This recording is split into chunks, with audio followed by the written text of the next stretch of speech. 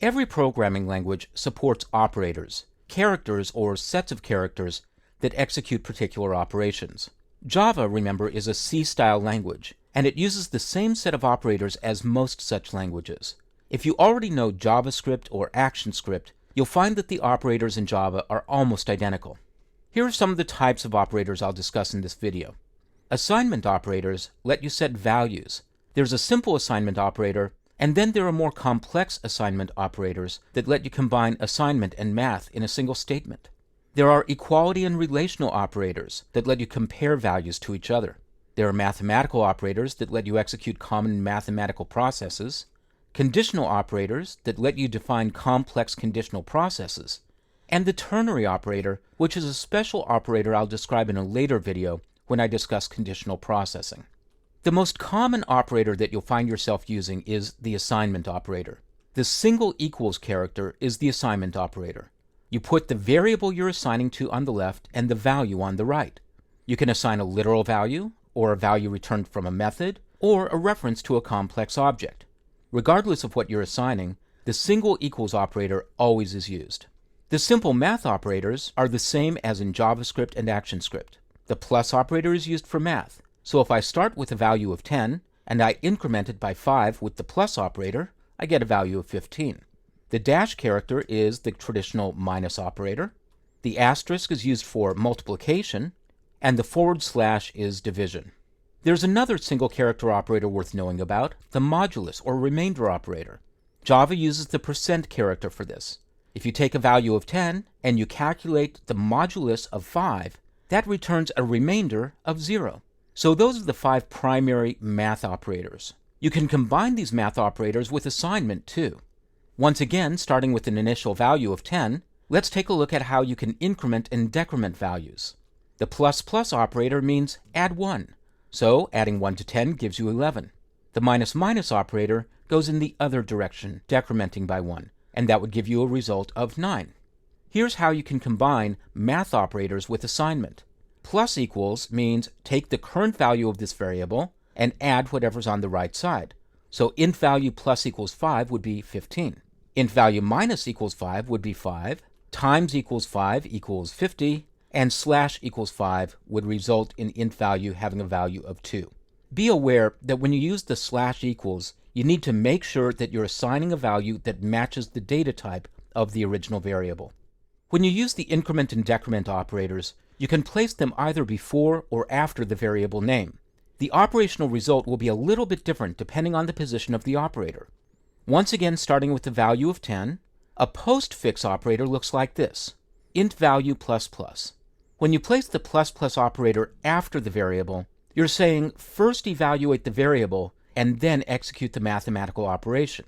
Because I've wrapped this inside a print line command, I'm going to be outputting a value and changing its value, but you need to know that with this postfix syntax, the evaluation happens first, and only after that does the math happen.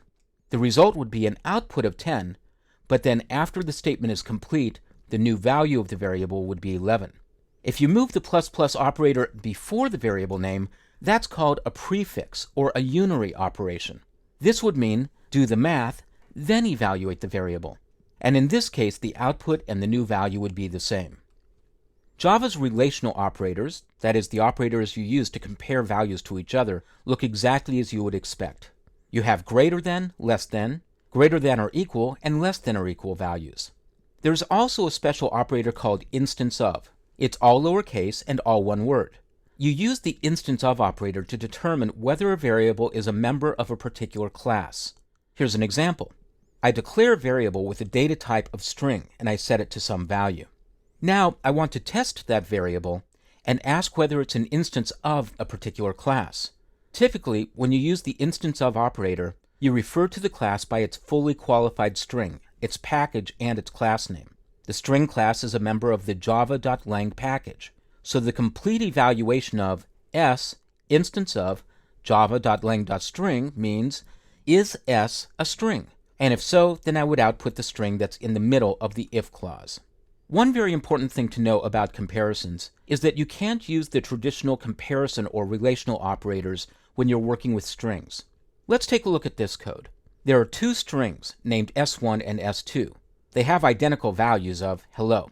And now I put in some conditional code. I ask the question if S1 equals S2, then output they match, and otherwise output no match. In some languages, such as JavaScript, you would get a match, because in those languages they're comparing the values of the strings. But in Java, a string is a complex object, and with complex objects, the double equals operator is comparing whether they are the same object, not whether they have the same value. And so this evaluation would result in the output no match. If you want to compare two strings, you instead need to use a special method or function of the string class. Here's the correct example. Once again, I'm declaring two strings named S1 and S2. Now, I'm going to use the equals function or method of the string class, and I'm asking whether the values of these two variables match, not whether they're the same object. And this time, the output is they match.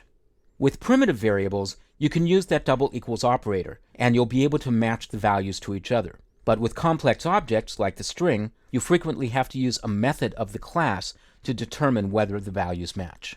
Speaking of equality, here's how you compare values when you're working with primitives. The equality operator is a double equals sign. Be sure you're using double equals and not single equals. If you use single equals, you'll be assigning the value and not comparing it. The inequality operator is an exclamation mark and the equal sign. So this syntax is asking if this value is not equal to that. And finally, you can also use the exclamation mark on its own to reverse the value of a Boolean expression. A Boolean expression evaluates to either true or false. When you apply the exclamation mark before it, that reverses the value. If it started as true, it becomes false, and if it started as false, it becomes true. You'll hear some developers refer to the exclamation mark as the bang character, B-A-N-G. And so if they were reading this code, it would be if bang this, then do something. Regardless of whether you call it bang or the exclamation, it reverses the logic, changing a Boolean value from true to false or vice versa. Here are some conditional operators that you can use in complex logical operations. The double ampersand is conditional and. In this code, the output would only happen if both this and that are true. You can also do a conditional or using the double pipe character. In this code, the output is going to happen if either of those variables equates to true. I'll show you more about how to combine these conditional operators with various types of conditional expressions in later videos. But you should now have a good sense of the kinds of operators that are available in Java and how similar they are to other C-style languages.